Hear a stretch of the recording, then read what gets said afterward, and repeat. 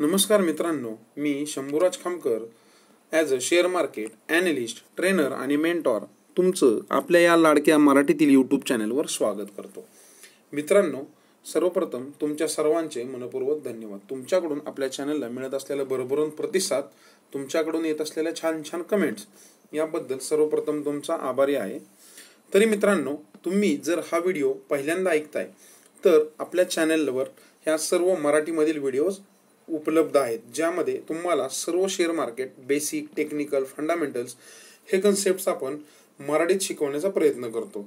त्यामुळे जास्तीत जास्त ह्या चॅनलवर तुम्ही आपल्या ह्या व्हिडिओ पाहू शकता आणि तुमच्या मित्रांनाही रेफर करू शकता. तर जरी हाचा व्हिडिओ तुम्ही पहिल्यांदा पाहताय किंवा आपल्या चॅनलवर तुम्ही नवीनच आहात तर आपल्या चॅनलला मित्रांनो सबस्क्राईब करायला विसरू नका. तसेच जर तुम्हाला व्हिडिओ आवडली तर नक्कीच लाईक प्रेस करा, जेणेकरून एक मोटिवेशन मिळत असतं आणि तुमच्या ज्या काही कमेंट्स असतील त्याही तुम्ही मला देऊ शकता. तसेच बेल आयकॉनवरही प्रेस करा, जेणेकरून भविष्यात येणाऱ्या आपल्या यूट्यूब चॅनलच्या सर्व अपडेट्स तुम्हाला तात्काळ मिळत राहतील.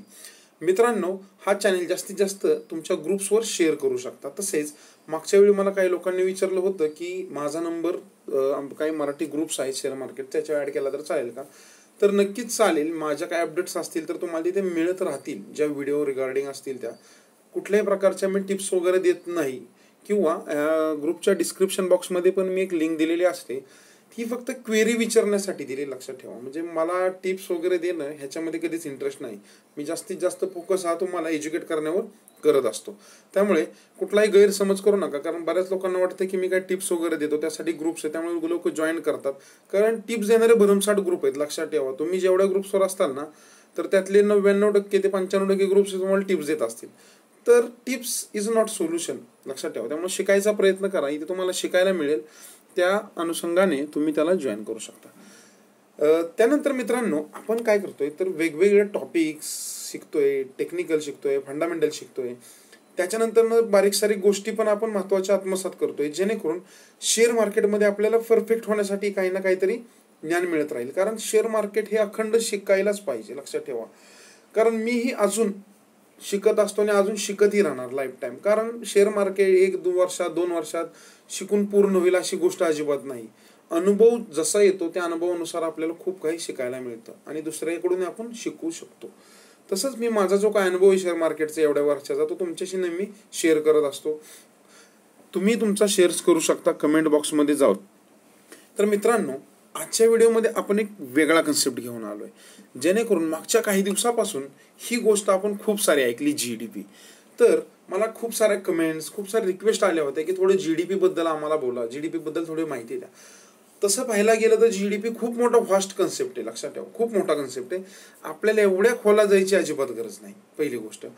तर त्यामुळे काय करणार आहे, मी तुम्हाला अगदी थोडक्या शब्दामध्ये महत्त्वाची माहिती GDP बद्दल देणार आहे, जेणेकरून तुमचं ज्ञान GDP बद्दल क्लिअर होईल. GDPचे काही इफेक्ट्स आहे, GDPचं आपलं काय महत्त्व आहे. कारण शेअर मार्केटमध्ये आहे तर काही इकॉनॉमिक फॅक्टर्स आपल्याला माहीत असणं खूप गरजेचं आहे. तर चला मित्रांनो, आजच्या व्हिडिओमध्ये पाहू आपण GDP म्हणजे काय.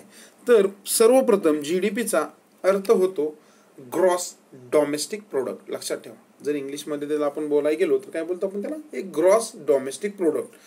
त्यालाच हिंदीमध्ये सकल घरेलू उत्पाद असंही बोललं जातं, किंवा आपल्या लाडक्या मराठी भाषेमध्ये बोललं जातं एकूण घरगुती उत्पादन. आता ह्याचा अर्थ काय होतो, तर एकूण घरगुती उत्पादन म्हणजे काय. घरगुती म्हणजे आपल्या घरातलं नाही तर आपल्या देशाचं, लक्षात ठेवा. घर म्हणजेच देश आहे. आपल्या देशामध्ये जे काय उत्पादन होतंय ते GDP थ्रू काउंट केलं जातं. आता ह्याची का गरज आहे, तर आपल्या देशाची नक्की स्टेटस काय आहे, हा देश कुठल्या कॅटेगरीमध्ये येतो, डेव्हलपमेंट कंट्रीमध्ये आहे का, किंवा ह्या देशाची आत्ताची कंडिशन काय आहे. ओके, हे एक मेजर करण्यासाठी बनवलेलं टूल आहे. तर GDPचं आपण एक डिफाईन करू, म्हणजे डेफिनेशन काय, GDP म्हणजे नक्की काय असतं. तर GDP दुसरं तिसरं काही नाही, लक्षात ठेवा. जर GDP म्हणजे काय असतं तर मार्केट प्राइस आहे आपली. GDP is the sum of the market values or price of all final goods. लक्षात ठेवा, फायनल गुड्स हा शब्द महत्वाचा आहे. रॉ मटेरियल ह्याच्यामध्ये काउंट नाही होणार. त्या रॉ मटेरियल पासून एखादं फायनल गुड तयार होतंय तर ते काय केलं जाईल, ते GDPच्या व्याख्येमध्ये काउंट केलं जाईल. And services produced in an economy during a period of time. आता during a period of time म्हणजे काय, जर तुम्ही ऐकलं असेल की एखाद्या देशाची मागच्या वर्षी GDP 7% होती, 8% होती, तर ती एप्रिल टू मार्च ह्या काळामध्ये काउंट केलेली असते, लक्षात ठेवा. आणि क्वार्टरली ते रिवाईज केली जाते. ज्या 4 क्वार्टर्स असतात, जसे आपले कंपन्यांचे रिझल्ट लागतात तसेच GDPचे पण रिवाईज केलं जातं की मागच्या क्वार्टरमध्ये आपला परफॉर्मन्स असा होता. तर हे सुद्धा आपल्याला महत्त्वाचं आहे. ह्या गोष्टी आपण शिकायचा प्रयत्न करणार आहे. तर मित्रांनो, त्याच्या पुढची गोष्ट काय, तर GDP जी असते ती मोस्टली डॉलर्समध्ये काउंट केली जाते. वर्ल्ड वाईड जगामध्ये जी सर्व देशांची केली जाते ही डॉलरमध्ये केली जाते आणि पर्सेंटेजमध्ये ती मेजर केली जाते. लक्षात ठेवा. मोजायची पद्धत काय त्याच्यामध्ये, म्हणजे तुम्हाला सांगताना सांगितलं जाईल की 7% आहे आमची GDP, 8% आहे आमच्या एका देशाची GDP, जे काय त्याचे देश आपल्याला सांगणार आहे ती त्याच्यामधली. तर आता ही GDP आणली कोणी पहिल्यांदा, तर सरासरी पूर्वी काय असायचं, प्रत्येक देशांचे जे काय बँकिंग असतात, बँकिंग कंपनीज असतात, मोठमोठ्या फायनान्शियल ग्रुप्स असतात, तर ते स्वतःची GDP काउंट करायचे. मग वेगवेगळे फॅक्टर्स वगैरे करायचे, पण हे प्रत्येकांची सुसूत्रता नव्हती. तर एक व्यक्ती होते, अमेरिकन व्यक्ती, तर त्यांनी सर्वप्रथम GDP कशी काउंट करावी ह्याचं एक कॅल्क्युलेशन तयार केलं आणि त्याचे काय परिणाम केले की कुठल्या कुठल्या गोष्टी केली जातो. तर त्यांचं नाव होतं सिमॉन कुझेंट्स म्हणून होते. तर त्यांनी 1934 साली GDPचं एक डिफाईन किंवा एक व्याख्या तयार केली की GDP तुम्ही मोजताय देशाची तर ह्यानुसारच मेजर करा. आणि त्यांनी अमेरिकेची त्यावेळी काउंट केली. त्यानंतर ज्यावेळी IMFची स्थापना झाली, सरासरी 1950च्या आसपास काहीतरी झाली, तर त्याच्यावेळी IMFला त्यांची पद्धत योग्य वाटली आणि त्यांनी ती फॉलो केली. जशी IMFने त्यांची पद्धत फॉलो केली, त्यानंतर जगातल्या मोस्टली आता सर्व देश ह्याच पद्धतीने त्यांचा GDP काउंट केला जातो. तेही तुम्हाला सांगणार आहे कसा केला जातो. तर हे काय, तर सर्व देशांमध्ये सुसूत्रता असावी, सर्व देशांचा GDP समजावा, खरा आहे की किती खोटा आहे हे, त्यामुळे सर्व देश ह्याच गोष्टीला प्रेफर करावे लागले. तर मित्रांनो, आता पुढची गोष्ट आहे की GDPचे 3 कंपोनंट्स आहेत, लक्षात ठेवा. एखाद्या देशाचा GDP मोजायचा आहे तर तो 3 टप्प्यामध्ये मोजला जातो किंवा त्याच्यामध्ये 3 गोष्टी मेजर केल्या जातात. सर्वप्रथम तर त्या देशाचं मॅन्युफॅक्चरिंग म्हणजे काय, तर कार्स, स्टील हे जे त्या देशामध्ये तयार होतं, तर हे त्याच्यामध्ये मेजर केलं जातं की ह्या देशामध्ये कारचं उत्पादन किती आहे, त्यांचा खप किती. ओके, लक्षात ठेवा. आता स्टील तयार होत आहे तर त्या देशामध्ये स्टील किती, त्याचं कन्झम्पशन किती होतं आहे हे होतं. आता ह्याला त्याच्यामध्ये वेटेज किती दिलेलं आहे, तर 25% सरासरी वेटेज आहे. ॲज अन ॲव्हरेज ॲक्युरेट नसतं हे. ॲज अन ॲव्हरेज 25% वेटेज दिलेलं आहे मॅन्युफॅक्चरिंग सेक्टरला. त्यानंतर असतो सर्व्हिसेस सेक्टर. सर्व्हिसेस म्हणजे कुठं आलं, बँकिंग सेक्टर्स आले, IT कंपन्या आल्या, जे सर्व्हिस तुम्हाला प्रोव्हाइड करत असतात. तर हे सर्व्हिस प्रोव्हाइड करणारे सेक्टर्स आहेत, तर त्यांना सरासरी 60% कॉन्ट्रीब्युशन आहे आपल्या GDP मध्ये किंवा ओव्हरऑल GDP. त्याच्यानंतर असते आपलं फार्मिंग सेक्टर. राईस, व्हीट, जसे आपले जे फार्म्समध्ये आपण तयार होतो, आपले जे शेती आहेत, शेतीमधून जे उत्पादन येतं ते 15% कॉन्ट्रीब्युशन केलं जातं. म्हणजे त्याच्यातून जो काय उत्पन्न निघेल देशामध्ये ती गोष्ट. आता ह्याच्यानंतर महत्त्वाची गोष्ट, आता GDP जर आपण काउंट करतोय, लक्षात ठेवा, तर तुम्ही जो GDP पाहणार आहेत, जर एखाद्या देशामध्ये GDPचं तुम्हाला सांगितलं 60%, तर GDP कसा मोजेल, त्या देशामध्ये होणारं प्रोडक्शनच काउंट केलं जाईल आणि त्याच्यातून मिळणारं उत्पादन. म्हणजे जर आपल्या देशामध्ये एक समजा आपण एखादी गाडी समजा तयार केली, समजा टाटा मोटर्सने एक गाडी तयार केली आणि टाटा मोटर्सने 100 कोटींच्या गाड्या तयार केल्या आणि त्या देशामध्ये खपवल्या, ओके, तर त्यात आपल्या GDP मध्ये काउंट होईल. किंवा टाटा मोटर्सने ते एक्सपोर्ट केलं तरी पण तो आपल्या GDP मध्येच काउंट होईल. कारण का, तर ते आपल्या देशामध्ये तयार करून बाहेर विकलेले, त्याचा इन्कम आपल्या इंडियामध्ये येणार आहे. ओके, ही झाली पहिली गोष्ट. दुसरी गोष्ट, जर मी एखादी गोष्ट चायनामधून इन्कम घेतोय, लक्षात ठेवा, चायनामधून खरेदी करतोय, म्हणजे आता जर एखादा मोबाईल घेतोय मी, कुठला आहे, तर सरासरी भारतीय मार्केटमध्ये चायना कंपन्यांचा सुळसुळाट आहे मोबाईलच्या ह्याच्यामध्ये. तर तो मोबाईल घेतोय मी इंडियामध्ये, बरोबर, परंतु तो मॅन्युफॅक्चरिंग कुठे गेलेला आहे, चायनामध्ये. तर त्याचा आपल्या GDPचा संबंध नाही. म्हणजे ह्याचा फायदा हा चायना GDPला होईल. जर समजा एखादी अमेरिकन वस्तू मी बाय करतोय जी अमेरिकेमध्ये तयार झालेली आणि त्यांनी ती इंडियामध्ये विकली, तर त्याचा फायदा हा इंडियन इकॉनॉमीला होणार नाही किंवा त्याचा काउंटिंग हे इंडियाच्या GDPत होणार नाही. तर त्याचं काउंटिंग कुठं होईल, हे अमेरिकेच्या GDP मध्ये काउंट होईल. त्यामुळे एक लक्षात ठेवा, ह्या देशांचे GDP का पुढे, तर ह्यांचं प्रोडक्शन खूप आहे. आणि आपलं चूक काय होते की आपल्या देशामध्ये प्रोडक्शन त्या बाबतीत खूप कमी होतं आणि आपण खूप सारे इम्पोर्ट्स करतोय. लक्षात ठेवा, आपल्याला खूप सारे इम्पोर्ट्स करावे लागतात, त्यामुळे आपला खूप सारा पैसा बाहेर जात असतो. त्यामुळे गव्हर्नमेंट तुम्ही पाहायला गेले की मेक इन इंडिया सारखे खूप सारे कन्सेप्ट नवीन नवीन घेऊन येत आहे, पण ह्याच्यासाठी काय लक्षात ठेवा, खूप मोठे डिसिजन्स आपल्याला अजून घेणं गरजेचं आहे. कारण आपल्या देशामध्ये तयार होणारा माल आपल्या देशामध्ये खपला पाहिजे, प्लस आपण बाहेर त्याला एक्सपोर्ट पण केला पाहिजे, तरच आपली GDP वाढणार आहे. ओके, ही झाली दुसरी गोष्ट. आता पुढच्या गोष्टी पाहू आपण.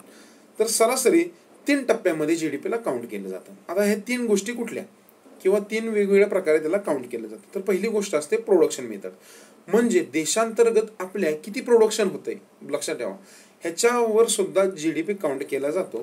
दुसरी पद्धत असते इन्कम मेथड, म्हणजे आपल्या देशामध्ये सरासरी लोकांची इन्कम किती आहे, ही इन्कम पण आपल्याला GDP मेजर करायला मदत करत असते.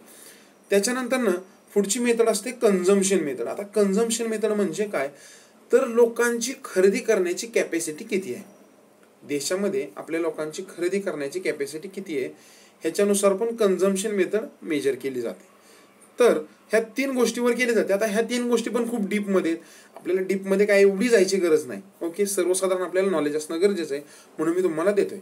तर सरासरी ह्या 3 गोष्टींनी जरी मेजर केला तर उत्तर सेमच आलं पाहिजे, ह्याचा एक रूल असतो किंवा ह्याचा एक आपण काय बोलू जातो की फॅक्ट असते की 3 प्रकारे तुम्ही कॅल्क्युलेट करा, पण 3चं तुम्हाला आन्सर एकच आलं पाहिजे. म्हणजे प्रोडक्शन मेथडने काउंट करतोय तरी 60% आला पाहिजे, इन्कम मेथडने पण 60% आला पाहिजे आणि कन्झम्पशन मेथडने पण 60% आला पाहिजे जर आपण GDP काउंट करतोय तर सरासरी आता एक ओव्हरऑलचं कॅल्क्युलेशन सांगतो. GDP म्हणजे काय असतो, तर C plus I plus G plus X minus M. तर हे एक सरासरीचं कॅल्क्युलेशन केलं जातं GDPचं.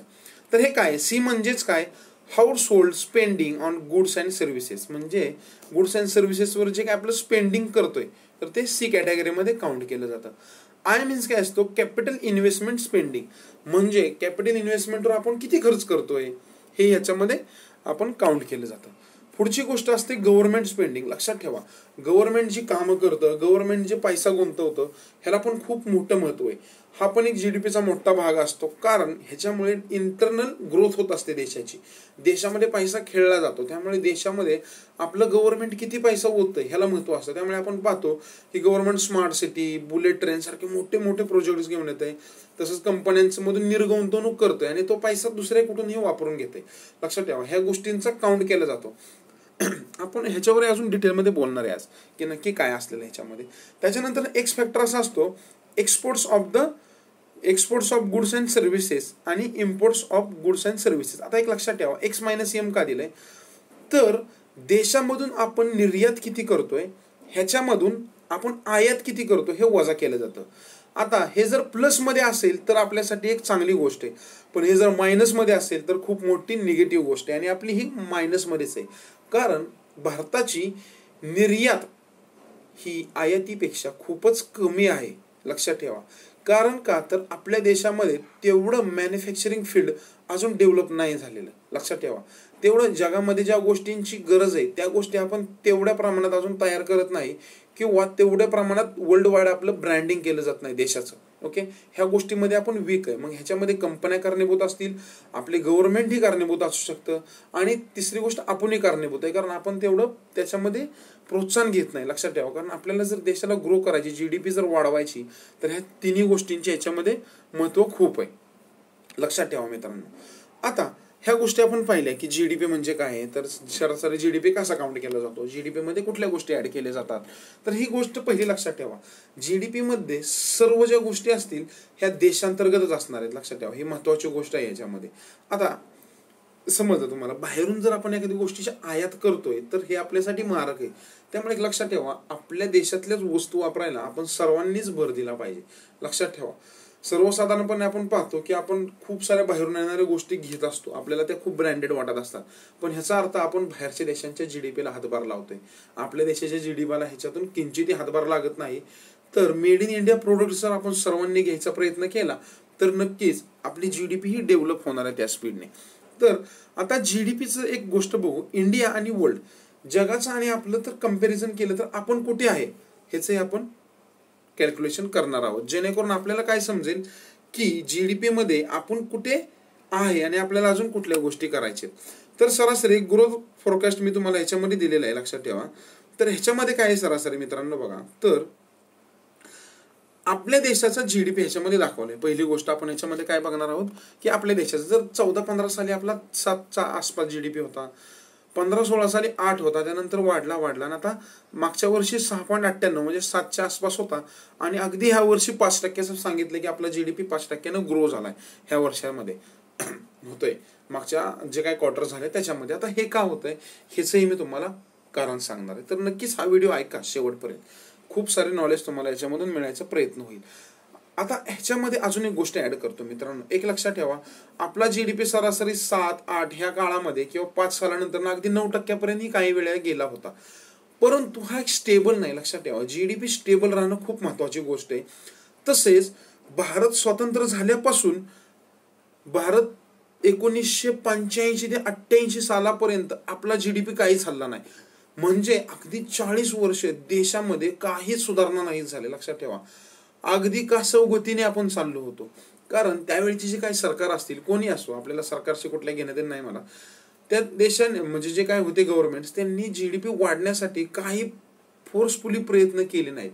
त्याच्यामुळे झालं काय मित्रांनो, जीडीपी आपला वाढला नाही. 1990 सालानंतर ना मनमोहन सिंगांनी ज्यावेळी भारतामध्ये उदात्तीकरण केलं, बाहेरच्या कंपन्यांना बोलवलं, त्यानंतर आपल्या जीडीपी थोडा वाढला गेला आणि त्यानंतर ना आपली कुठेतरी प्रगती व्हायला लागली आणि आपल्याला खूप सारं डेव्हलपमेंट करायचं. लक्षात ठेवा, आपण जे आता आहोत ना अगदी नथिंग आहोत का, हे तुम्हाला आता दाखवून देतो मी.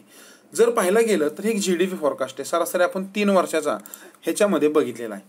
तर लक्षात ठेवा, आता एक सरासरी 3-4 वर्षाचं आहे. म्हणजे काय, हा भारताचा 7.8%, त्याच्यानंतर चायनाचा दिसतोय तुम्हाला, युएसचा तुम्हाला वाटेल अरे युएसचा तर खूप कमी आहे, तर थांबा अजून पुढच्या आकडे तुम्हाला मी दाखवणार आहे. युरोपियन युनियनचा आहे. तर एक लक्षात ठेवा, भारताचा जास्त काय तर सध्या भारतामध्ये खूप साऱ्या मोठ्या बाहेरच्या कंपन्या यायला लागलेल्या आहेत. त्याच्यामुळे साहजिक आहे वर्ल्ड वाईड आपण सध्या एक हॉट झोनमध्ये, म्हणजे प्रत्येक देशाचं लक्ष आपल्यावर आहे. कारण साहजिक आहे, ज्या अर्थी आपला जीडीपी जास्त आहे त्या अर्थी आपली डेव्हलपमेंट पण तेवढ्या फोर्सफुली किंवा फास्टमध्ये होते. त्यामुळे बाहेरच्या देशांना साहजिक आहे ना, पैसा मिळतोय ते आपल्याकडे येणार आहे. चायनाची आपल्यापेक्षा थोडी कमी आहे. लक्षात ठेवा, हे फक्त जीडीपीचं पर्सेंट सांगतोय मी मागच्या 3-4 वर्षाचं. पुढचे आकडे मी पुढच्या स्लाइडमध्ये देणार आहे, ते खूप महत्वाचे आहेत. लक्षात ठेवा.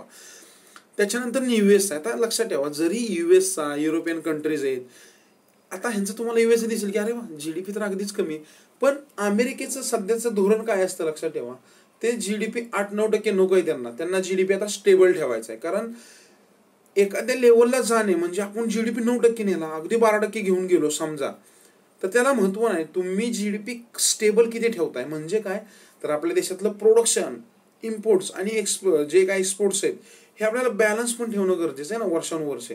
म्हणजे 4 वर्ष आपण टॉप केलं आणि नंतर पुन्हा खाली आलो तर मग ही एक निगेटिव्ह गोष्ट असते.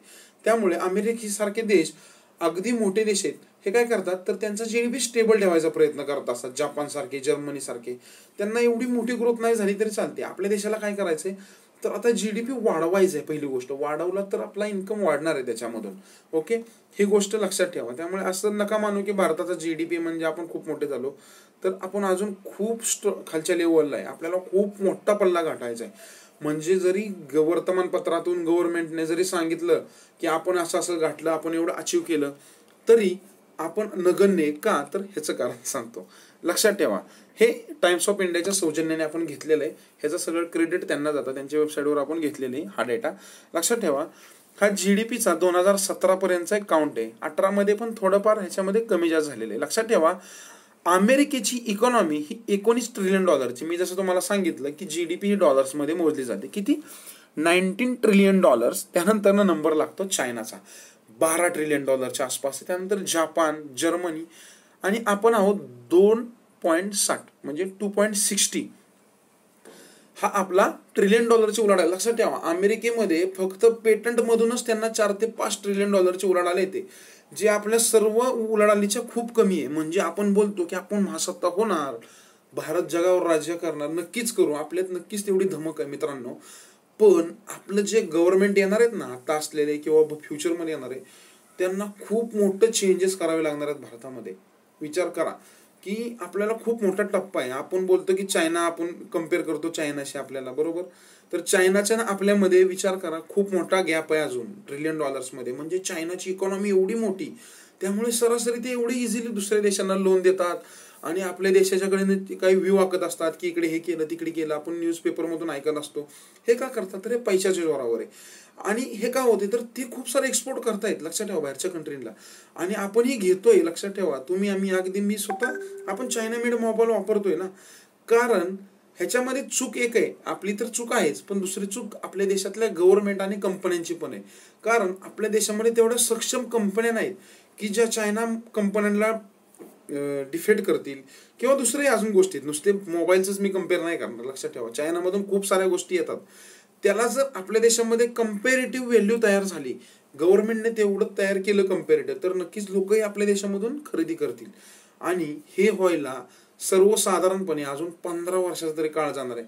ॲज पर हा माझा अनुभव आहे. तुमचा अनुभव वेगळा असू शकतो, किंवा अजून काही वेगळ्या गोष्टी असतील याच्यामध्ये.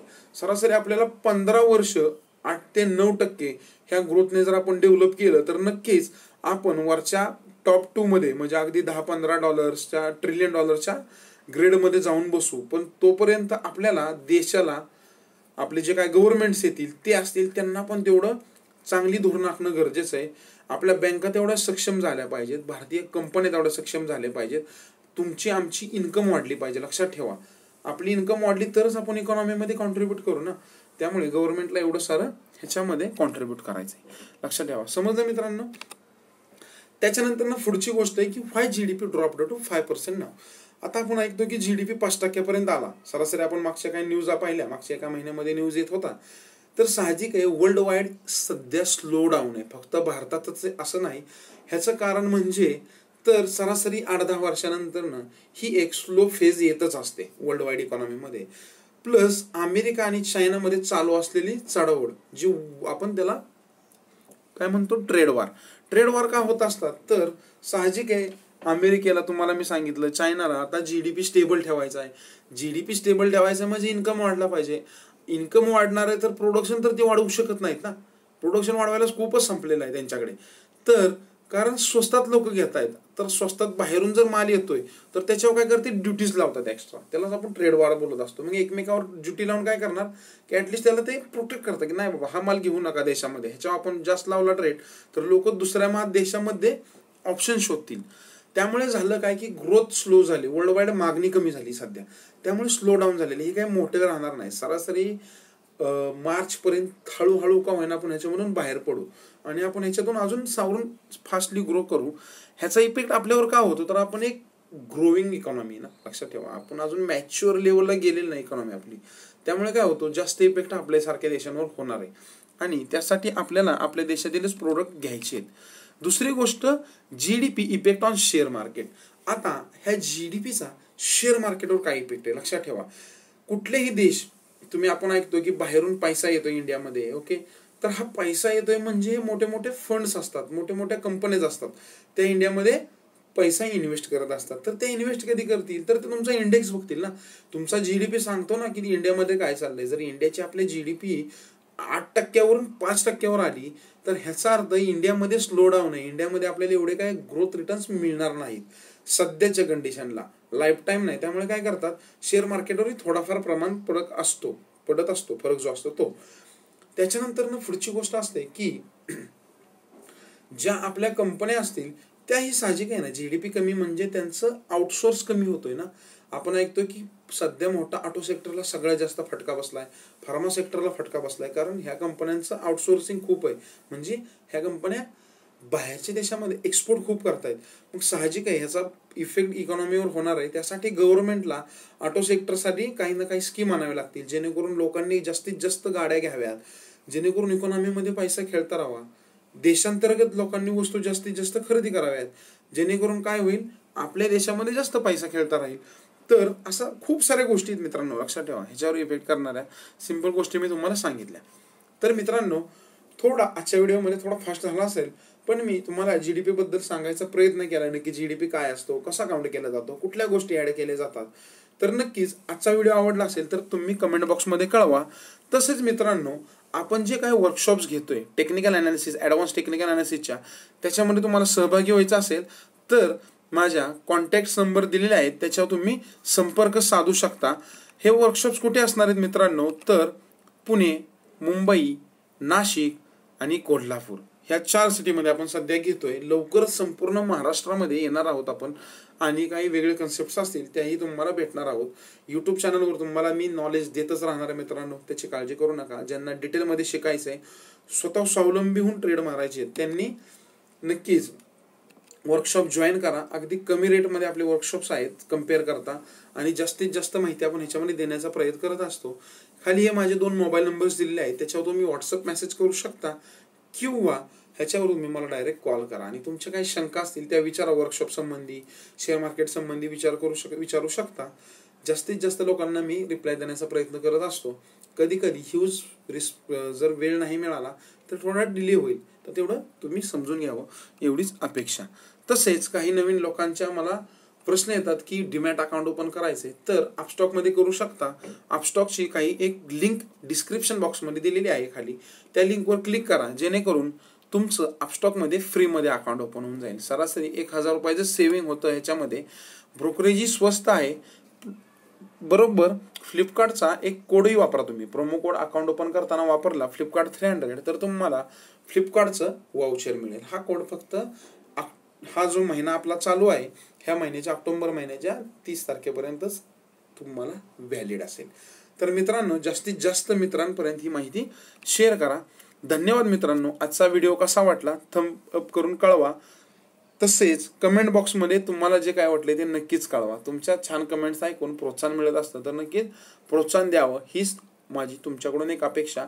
आणि जास्तीत जास्त मराठी माणसांपर्यंत हा व्हिडिओ शेअर करा, कारण मराठीमध्ये एवढे डिटेलमध्ये व्हिडिओ खूप कमी आहेत. आपली खूप कमी बांधव तयार करतायत, कारण तेवढा स्कोप आपल्याकडून मिळणं गरजेचं आहे. लक्षात ठेवा, आपण ज्या अर्थी देशी प्रोडक्शन बोलतोय त्या अर्थी तुम्ही जेवढं जास्त शेअर करताल तेवढं अजून प्रोत्साहन मिळून जास्तीत जास्त लोकांपर्यंत माहिती मिळून लोक आपली शेअर मार्केटमध्ये साक्षर होण्यास मदत होईल.